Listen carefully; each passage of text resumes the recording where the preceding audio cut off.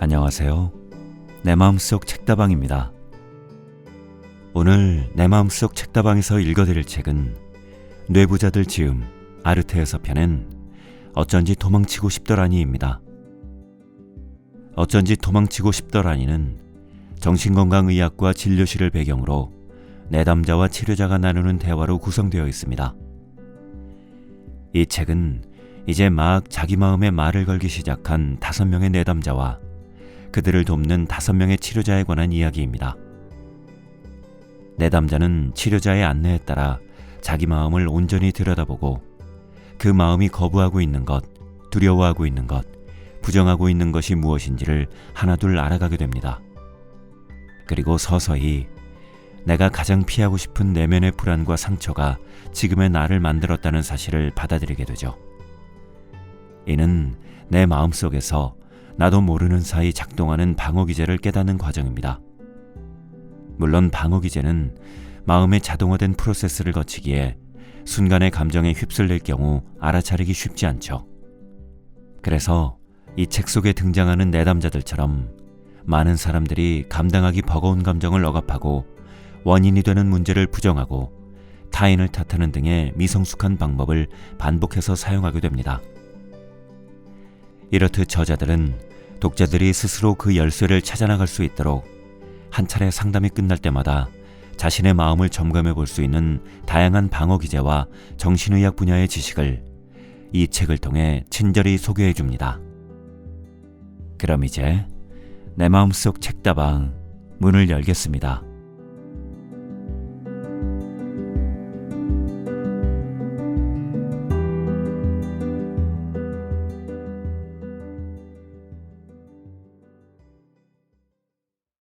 어쩐지 도망치고 싶더라니.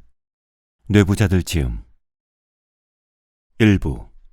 사랑받지 못할까봐 불안한가요?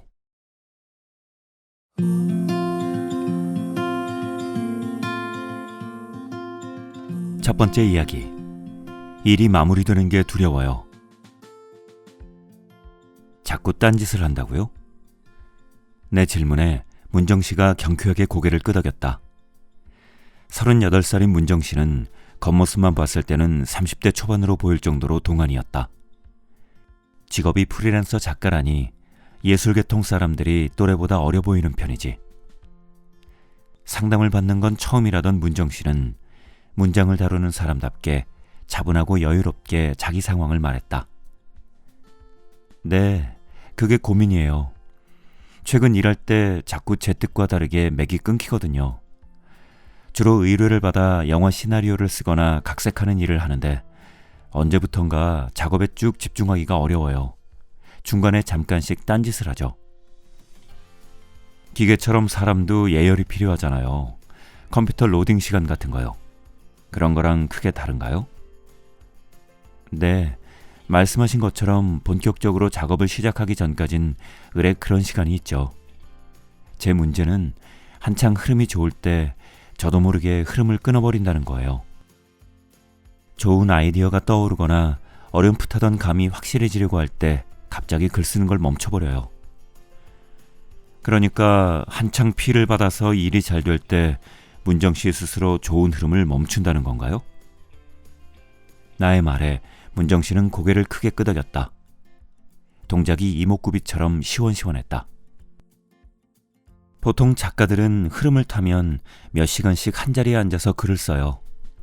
그럴 때는 배고픈 줄도 모르고 화장실 갈 생각도 안 들죠. 말 그대로 그분이 오셨다라는 순간이에요. 그런 날은 장면 전개도 찰떡처럼 이어지고 대사도 빵빵 터져요. 어떤 사람들은 그럴 때 집중해서 며칠 작업할 분량을 해치우기도 하죠. 그런데 저는 오히려 그 흐름을 끊어버려요. 갑자기 미뤄둔 이메일에 답장하고 설거지를 하거나 빨래를 하기도 해요. 한참 딴짓을 하다가 다시 자리에 앉으면 그분도 이미 사라지고 없죠. 아무래도 집중력에 문제가 생긴 게 아닐까요? 입담이 좋아 문제 상황을 설명하는데도 어딘가 명랑한 느낌이 들었다. 문정씨의 질문에 나는 잠깐 뒤로 물러났다. 그럴 가능성도 있지만 지금 상황만으로는 확실하게 말하기 어렵습니다. 이전에도 한 가지 일에 오래 집중하기 어려웠던 적이 있나요? 정확하게 말하면 한 가지 일에 오래 집중하지 못하는 게 문제가 아니에요. 유독 글을 쓸 때 집중이 잘 된다고 느껴지는 순간 저도 모르게 브레이크를 거는 게 문제죠. 지금도 책이나 영화는 집중해서 봐요. 다른 일을 할 때도 특별히 집중이 안 된다고 느낀 적은 없고요. 학교 다닐 때 눈에 띄게 산만하다거나 부산스럽다는 이야기를 들은 적은요? 문정 씨가 다소 어이없다는 듯 웃음을 터뜨리며 대답했다. 전혀요. 조용하고 차분하다는 이야기를 들은 건 아니었지만 그렇다고 눈에 띄게 산만한 아이도 아니었어요. 내담자의 상태를 파악하기 위한 의례적인 질문과 대답이 몇 차례 더 이어졌다. 그 끝에 나는 문정 씨가 주의력 결핍 과잉 행동 장애나 우울증을 앓고 있을 가능성은 낮다고 판단했다. 글이 잘 풀릴 때 갑자기 딴짓을 한다. 집중이 잘 된다고 느껴지는 순간 브레이크를 건다는 것만 빼면 문정 씨는 별다른 문제가 없는 것처럼 보였다. 식욕이 없지도 잠을 이루지 못해 고생하지도 사람들을 만나는 게 싫다거나 갑자기 죽을 것만 같은 두려움에 휩싸이지도 않았다. 그게 문제라면 문제였다.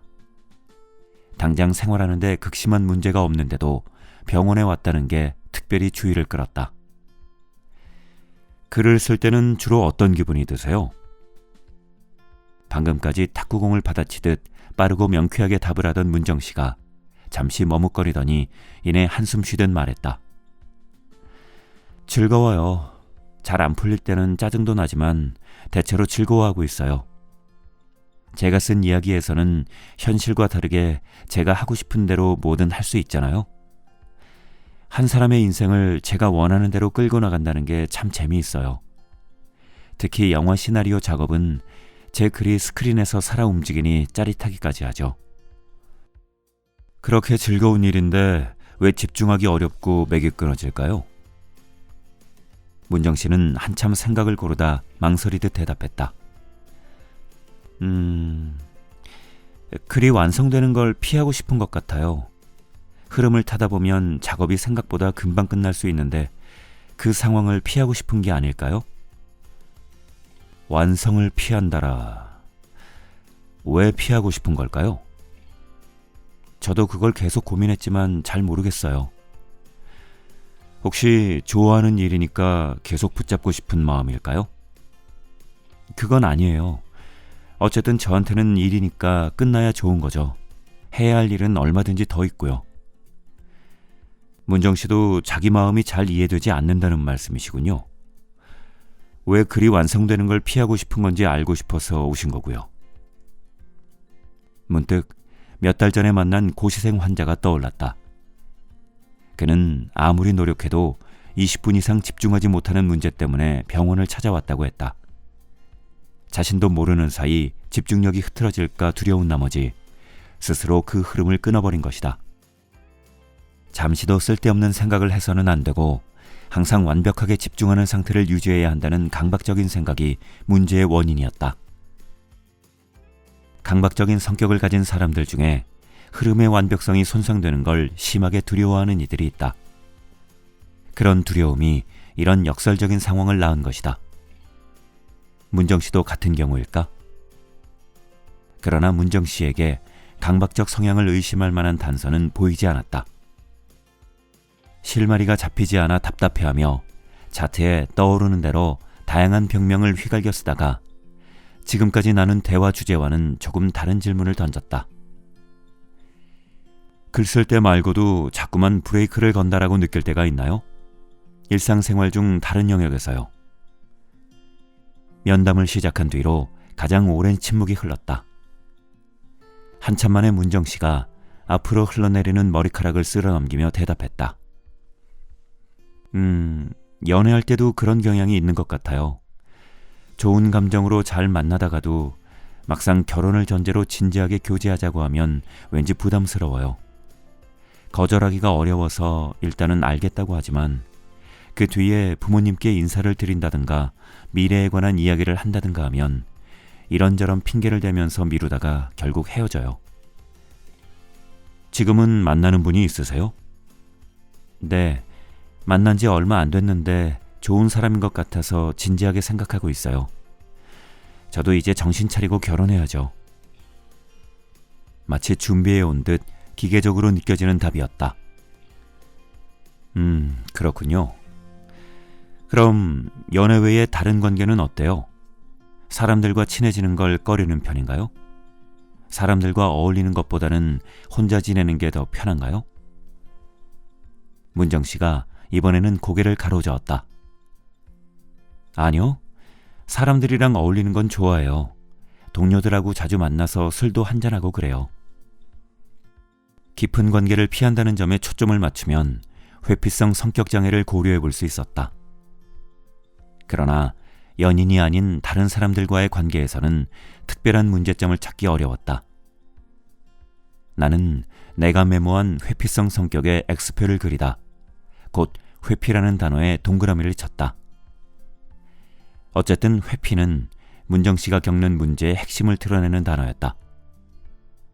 문정 씨는 빨리 글 작업을 마치고 싶고 진지한 관계를 맺을 때가 됐다고 말했지만 실제로는 말과 반대되는 행동을 취하는 것 같았다. 보통은 일에서든 연애에서든 빨리 결론을 맺길 원할 텐데 문정 씨는 무의식적으로 그것을 피하고 있는 것처럼 보였다. 왜? 회피는 둘째가라면 서러운 방어기제의 대표주자다. 그런데 회피가 방어기제로 작동하고 있다면 피하려는 대상이 문정 씨에게 내적 갈등을 유발하는 것이어야 한다. 그 대상이 심리적인 고통을 유발하기에 맞닥뜨리고 싶지 않은 일이어야 하는 것이다. 글 작업은 어떨까? 그건 문정 씨에게 경제적 이득을 가져다주는 직업적 성과물인과 동시에 그녀의 재능을 다른 사람에게 드러내는 통로이기도 하다.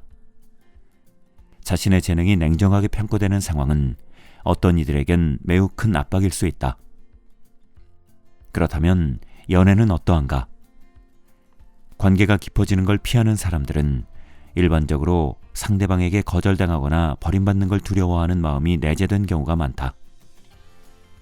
문정 씨도 그런 걸까? 지금으로선 뭐라 결론 내리기 어려웠다. 오늘 첫 진료인데 문정 씨가 차분하게 많은 이야기를 해줘서 상황을 잘 파악할 수 있었어요. 그렇지만 이것만으로는 문정 씨에게 닥친 문제가 무엇 때문이라고 확실하게 말하기는 어렵네요.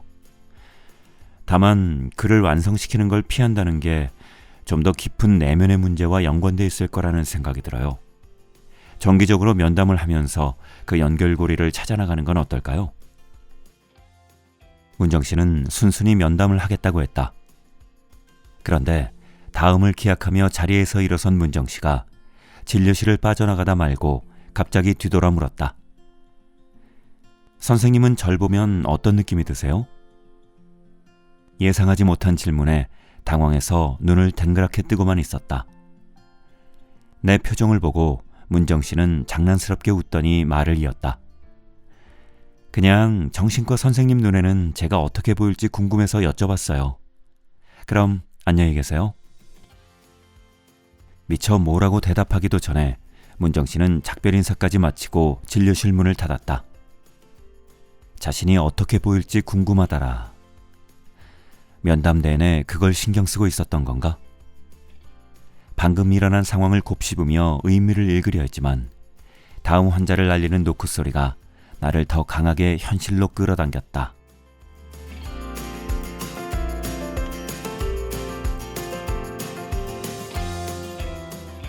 회피. 지금 마음이 도망치고 있진 않나요? 엄마의 서운한 말 한마디, 상사의 못마땅한 표정, 하루 종일 연락 한 번 없는 남자친구. 우리는 매 순간 우리 마음에 생채기를 내려는 많은 시도들을 접합니다. 그 안에서 우리 마음을 아프게 헤집는 뾰족한 화살촉을 발견하죠. 하루에도 몇 번씩 언제 어디서 날아들지 모르는 화살을 막기 위해 우리는 저마다의 심리적 방어막을 지니고 있습니다. 그것이 바로 방어기제입니다. 방어막에도 튼튼한 게 있고 약한 게 있듯 방어기제도 마찬가지입니다. 심리적 스트레스를 세련된 방식으로 부드럽게 해소하는 방어기제가 있는가 하면 그것을 마음속에 쌓아놓은 채 대충 덮어두거나 밖으로 고스란히 분출하는 방어기제도 있습니다. 전자를 성숙한 방어기제, 후자를 미성숙한 방어기제라고 하지요. 한 사람이 한 가지의 방어기제만을 사용하는 것은 아닙니다. 대개는 상황에 따라 성숙한 방어기제와 미성숙한 방어기제를 번갈아가며 사용하고, 같은 상황이라도 마음의 컨디션에 따라 다른 방어기제를 사용하기도 합니다. 하지만 누구나 각자의 주특기가 있듯이 습관적으로 사용하는 주된 방어기제가 따로 있기 마련입니다. 그중 가장 널리 쓰이는 회피는 문자 그대로 심리적 스트레스를 유발할 수 있는 문제적 상황이나 대상으로부터 거리를 두는 것을 뜻합니다. 이것은 다시 인지적 회피와 행동적 회피라는 두 가지 개념으로 나뉩니다. 친한 친구와 다툰 뒤늦게 그것이 내 오해에서 비롯된 일이었다는 사실을 알게 된 상황을 가정해 볼까요? 친구에게 사과해야 하는 건 알지만 막상 말을 꺼내자니 어색하고 친구가 어떤 반응을 보일지 두렵기도 할 것입니다. 결국 이러지도 저러지도 못하다가 몰라, 어떻게든 되겠지 하고 생각을 멈추고 머릿속 한구석으로 치워버리는 것이 바로 인지적 회피입니다. 그런데 고민을 하던 사이 맞은편 복도 끝에서 친구가 걸어오는 걸 보고 당황해 옆 강의실로 숨어버린다면 이것은 행동적 회피라고 할 수 있습니다. 다시 말해 인지적 회피는 사고의 영역에서, 행동적 회피는 물리적인 상황에서 각각 스트레스 요인으로부터 거리를 두는 것이죠. 우리는 알아차리지 못하는 사이 하루에도 몇 번씩 회피를 합니다. 많은 회피가 무의식적으로 일어나죠. 중요한 약속이나 해야 할 일을 감쪽같이 잊어버릴 때 단순한 건망증 때문이라고 생각할 수 있지만, 알고 보면 회피가 방어기제로 작동한 결과인 경우가 많습니다. 좋아하지 않는 사람과의 만남이나 부정적인 결과가 예상되는 상황으로 인해 발생할 심리적 불편을 예방하려고 우리 마음이 자동적으로 반응한 것입니다. 회피가 반드시 나쁜 것은 아닙니다. 앞에 놓인 장애물에 무조건 부딪혀보는 것보다는 한 발 물러서는 게 도움이 될 때가 있으니까요. 문제는 한 발 물러서고 난 뒤 장애물의 옆으로 돌아가거나 그 아래로 지나가려는 시도조차 하지 않은 채 장애물의 존재를 외면하려고만 한다는 겁니다. 결국 시간이 지나도 내 앞에 장애물이 놓여있는 상황은 바뀌지 않죠. 그래서 정신건강학과 의사들은 보통 회피를 미성숙한, 비적응적인 방어기제 중 하나로 분류합니다.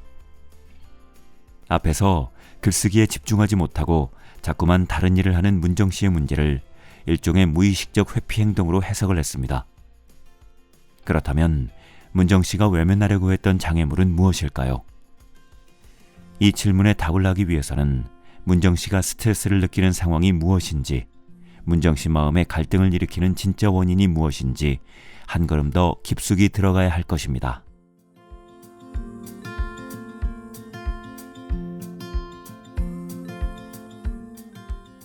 두 번째 이야기, 내가 보는 나는 어떤 모습일까?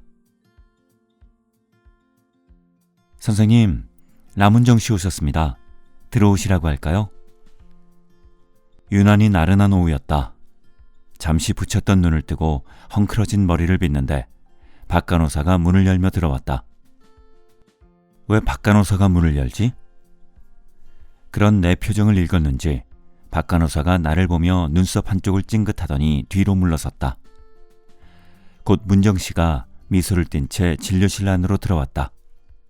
양손에 따뜻한 커피를 들고서. 손이 모자라서요. 문 좀 열어달라고 부탁드렸어요. 문정 씨 얼굴에 의기양양한 기색이 역력했다. 그 표정이 지금 당신한테 필요한 걸 센스 있게 챙겨왔지? 라고 말하는 듯했다. 나는 졸음이 묻은 눈으로 문정 씨가 내민 커피를 가만히 들여다봤다. 이 호의를 어떻게 해석해야 할까? 단순한 친절일까? 아니면 문정 씨만의 행동 패턴일까? 이제 겨우 6번째 면담이라 파악하는 게 어려웠다. 선생님 많이 피곤해 보이시더라고요. 드시고 기운 좀 내세요. 이전에 커피 좋아한다고 하셨잖아요. 문정 씨는 전반적으로 면담에 협조적이었지만 문제를 파고들려 할 때마다 교묘하게 신변잡기로 화제를 틀곤 했다. 커피 이야기도 그러다가 나온 것이었다. 내담자가 하고 싶어하는 이야기를 듣는 게 면담의 기본 원칙이라 줄곧 문정 씨가 하는 이야기를 참을성 있게 들었지만 너무 오래 변죽만 눌리는 것 같아 마음이 조금씩 조급해지던 참이었다. 일단 호의를 거절할 경우 지금껏 쌓아온 라포가 무너질 수도 있기에 커피를 받아들고 감사 인사를 했다. 원고를 마무리 짓고 요즘은 쉬고 있어요. 오랫동안 끌던 거라 보내고 나니 홀가분하네요. 자리에 앉은 문정 씨가 평소처럼 밝은 목소리로 이야기를 꺼냈다. 정말 그렇겠어요. 그럼 다음 일은 언제 시작하시는 건가요? 그야말로 대중 없죠. 일감이 막 몰려서 들어오다가 뚝 끊길 때도 많아요. 작가들끼리는 물 들어올 때 노저우라는 말을 많이 하죠. 근데 일이 여러 개 들어온다고 해도 그 중에서 마음에 드는 건 한두 개 정도예요. 사실 지금도 받아둔 일이 하나 있긴 한데 할지 말지 고민이고요. 어떤 일인데요? 알고 지내던 감독님한테 초벌 시나리오를 손봐달라는 부탁을 받았어요. 독립영화인데 탈북자가 한국 사회에 적응하지 못하고 재입국을 선택하는 과정을 다룬 이야기예요. 나름 재미있는 작업이 될 것 같아요. 그렇군요. 그런데 왜 고민이 될까요? 글쎄요. 그냥 좀 불편하달까? 내 질문에 문정 씨도 고개를 갸웃했다. 어떤 점이요? 그분이랑 작업하는 게? 그건 아니에요. 그렇게 까다로운 분은 아니거든요. 그럼 글쎄요. 잘 모르겠어요. 기한이 촉박한 것도 아니고 페이가 나쁜 것도 아니고 그냥 내키지 않아요. 좀 쉬고 싶은 건가 싶기도 하고요. 그런데 선생님은 어떤 장르의 영화를 좋아하세요? 연담과 상관없이 취향을 묻는 질문을 던지는 건 문정 씨가 화제를 돌리고 싶을 때 쓰는 전략이었다.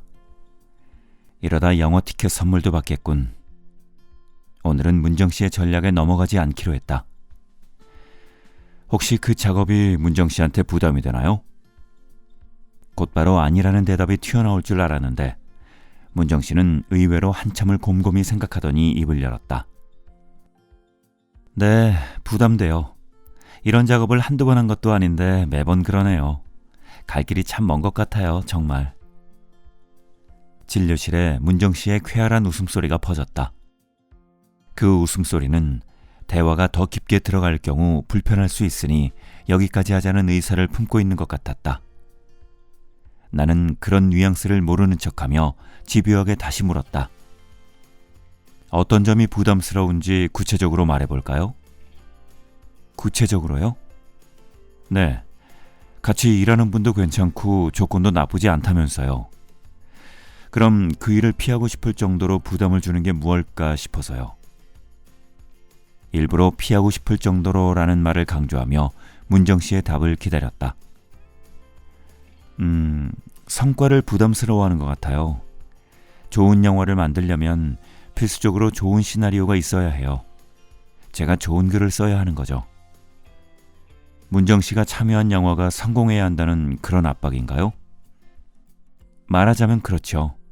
여러 명이 함께하는 작업이니까 더 부담스러운 것 같네요.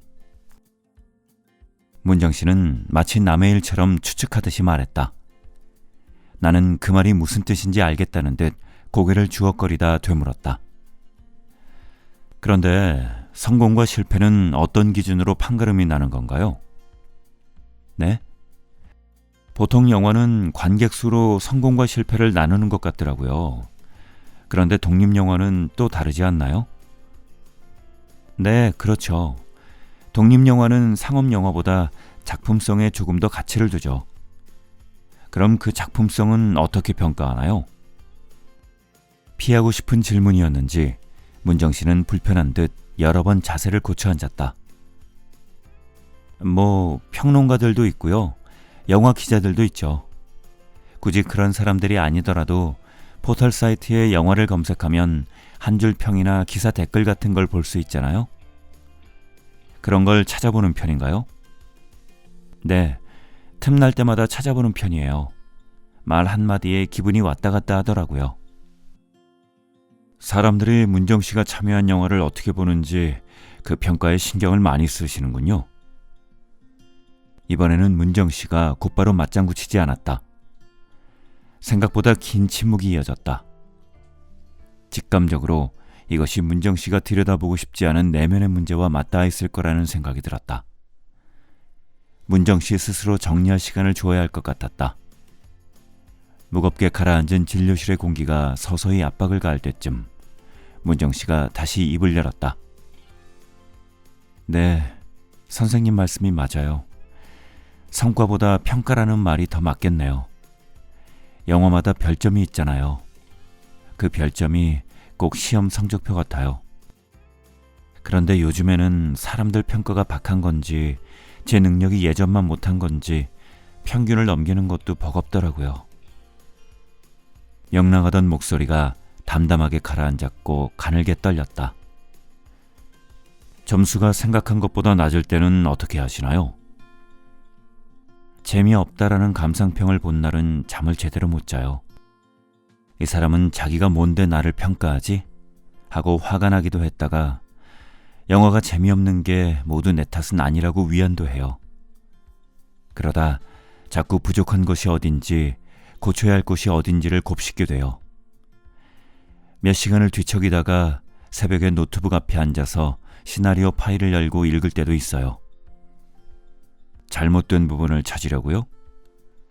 아니요, 잘된 부분을 찾으려고요. 감독님이 칭찬하거나 동료들이 좋다고 한 부분을 찾아서 계속 읽어요. 그러고 나서 나는 틀리지 않았어, 나는 못하지 않았어 라는 말을 주문 걸듯 외는 거죠. 문정 씨가 고개를 숙이고 얼굴을 감싸주었다. 말을 하면서 그때의 감정이 되살아난 모양이었다. 문득 첫 면담이 끝나고 난 후 절 보면 어떤 느낌이 드세요? 하고 묻던 문정 씨의 모습이 떠올랐다. 의례적인 질문일 거라 생각했는데 이제 보니 문정 씨의 성향이 잘 드러나는 말이었다. 문정 씨에겐 사람들이 나를 어떻게 바라보는지, 나를 어떻게 평가하는지 하나하나가 중요했던 것이다. 그러니 얼굴도 모르는 불특정 다수로부터 작업이 끝날 때마다 평가를 받는 상황은 너무나 큰 스트레스였을 것이다. 글의 완성을 무의식적으로 지연시키는 것도 같은 맥락에서 이해할 수 있었다. 결과물이 나오면 어떤 식으로든 평가를 받을 테고 부정적인 평이라도 듣는 날에는 틀림없이 괴로워질 테니까. 많은 사람들이 문정 씨와 비슷한 상황에서 좌절하지만 모두가 같은 크기의 괴로움을 겪는 것은 아니다. 왜 그녀는 유독 평가의 연연에 상처를 받는 걸까? 타인의 평가에 매달리는 사람들의 내면엔 스스로가 존중받을 가치가 없다는 생각이 자리한 경우가 많다. 그 생각을 반박하기 위해 끊임없이 긍정적인 평가를 갈구하는 것이다. 이를 우리는 자존감이 낮다고 표현한다. 혹시 쾌활하고 적극적인 문정 씨의 이면에 낮은 자존감이라는 문제가 도사리고 있는 것은 아닐까? 어두운 새벽에 노트북 불빛을 받으며 칭찬을 받은 부분을 반복해서 읽는 문정 씨를 떠올리자 안쓰러운 마음이 들었다. 문정 씨 스스로도 그 행동이 자기 위안일 뿐이라는 사실을 잘 알고 있을 터였다. 그러나 그 행동을 멈출 수 없을 만큼 그 순간 간절하게 자기 자신이 가치 있다는 증거를 찾고 싶었던 것이다. 문정 씨가 한숨을 깊게 내쉰 뒤 가라앉은 목소리로 말했다. 이런 이야기는 다른 사람한테 처음 해봐요. 전 주위 사람들한테 쿨한 이미지거든요. 저 스스로도 자유로운 영혼으로 보이길 원하고요. 지금은 좀 이런 제가 부끄럽네요. 이런 제 모습을 알면 사람들이 뭐라 그럴까요? 사실은 사소한 평가 하나하나에 민감하고 매번 상처받는다는 사실을 알면, 사람들이 자신의 진짜 모습을 알면 싫어할 거라는 믿음은 자신의 본 모습은 사랑받을 가치가 없다는 생각을 전제한다. 내면에 이런 메커니즘이 작동하는 사람은 자신의 진짜 감정은 꽁꽁 숨긴 채 다른 사람이 좋아할 것만 같은 가짜 자기를 만들어 내세운다. 가짜 자기는 사람마다 각양각색으로 나타나는데 문정 씨가 덮어쓴 가짜 자기는 남들의 시선을 신경 쓰지 않는 쿨한 사람이었다. 나는 차분하게 말을 이었다. 오늘 문정 씨가 용기 내어 이야기를 해준 덕분에 문제가 좀 더 명확해졌네요. 결국 글을 쓰다 자꾸만 딴짓을 하게 되는 것도 완성 후 찾아올 평가에 대한 두려움 때문이 아닐까 하는 생각이 듭니다. 어떻게 생각하세요? 문정 씨가 아무 말 없이 천천히 고개를 끄덕였다. 눈가가 붉었다.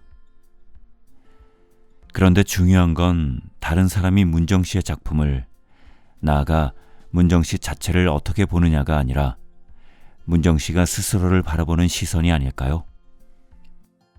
제가 저를 어떻게 바라보고 있는지를 알아야 한다는 말씀인가요? 네. 만약 그 시선이 너무 가혹하거나 삐뚤어져 있다면 바로잡아야죠. 문정 씨가 생각하는 나 자신은 어떤 사람인지 그걸 찾아봤으면 해요. 막상 떠올리기 어려울 수도 있고 외면하고 싶은 생각일 수도 있지만 노력해보면 좋겠어요. 진료실 문을 닫고 나가는 문정 씨의 뒷모습은 이전보다 힘이 빠져 보였다. 지금 문정 씨의 마음을 채우고 있는 건 속마음을 솔직하게 털어놓고 난 후 찾아온 후련함일까? 아니면 치료자인 나에게조차 쿨하지 못한 모습을 보였다는 자책감일까?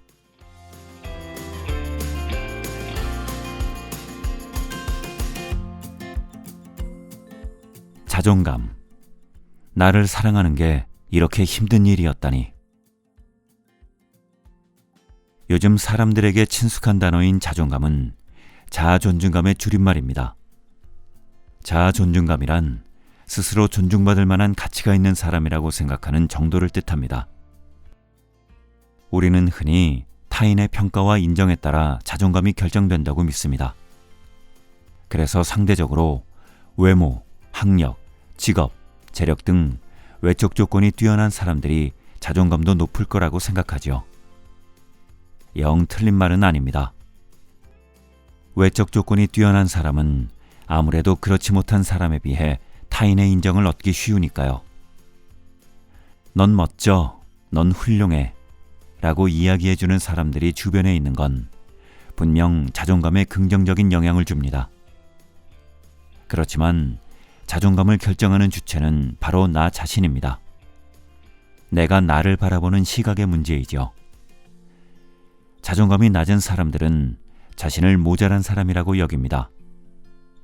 그렇기 때문에 역설적이게도 그 생각을 반박할 근거를 찾으려 항상 신경을 곤두세웁니다. 타인의 말, 표정, 제스처에 너는 사실 괜찮은 사람이야 라는 신호가 담겨 있기를 바라며 자신에 대한 평가에 예민하게 반응합니다. 심리적 고통을 줄이기 위한 진통제를 찾는다고 할 수 있습니다. 그런데 정작 레이더에 걸려드는 건 정반대의 메시지가 많습니다.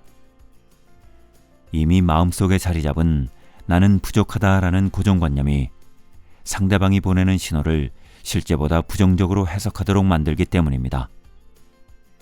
좋은 평가를 받더라도 있는 그대로 받아들이지 못하고 이면에 다른 의도가 숨어 있다고 오해하기도 합니다. 또 어렵게 긍정적인 신호를 잡아내더라도 그 효과는 오래가지 못합니다. 스스로에 대한 부정적인 시각이 갖는 힘은 굉장히 커서 기껏해야 잠깐 억누를 수 있을 뿐이고 또다시 너는 부족하지 않아라고 대신 말해줄 누군가를 찾아 헤매게 됩니다. 타인의 칭찬과 관심을 끊임없이 갈구하는 상태인 인정 중독에 빠지는 것이죠. 인정 중독에 빠진 사람들은 두 가지 모습을 보입니다. 하나는 자신이 가진 능력을 과시하는 유형입니다.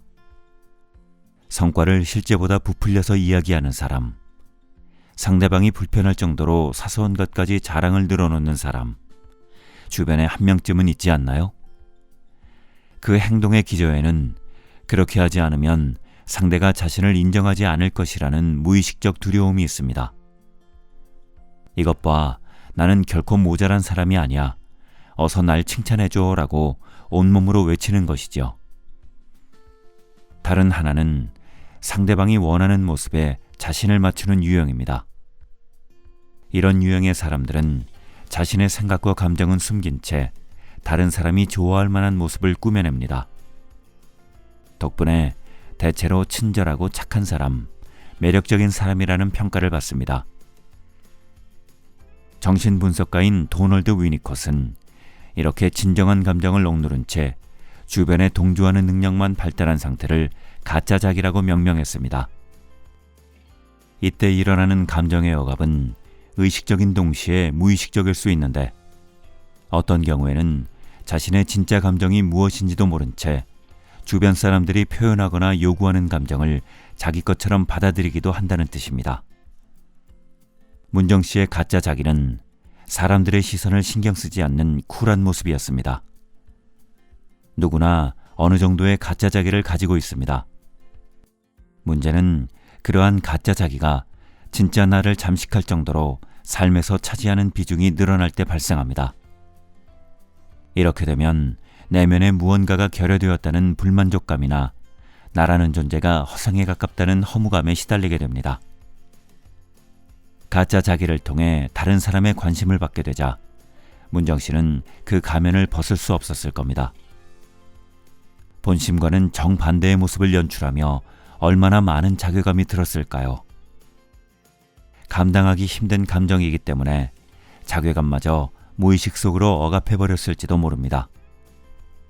이제 해야 할 일은 문정 씨가 자기 자신을 바라보는 시각이 왜곡됐다는 걸 깨닫고 그런 시각이 어디에서 시작되었는지를 탐색하는 것입니다. 가짜 자기와 이별할 준비를 하는 것이죠.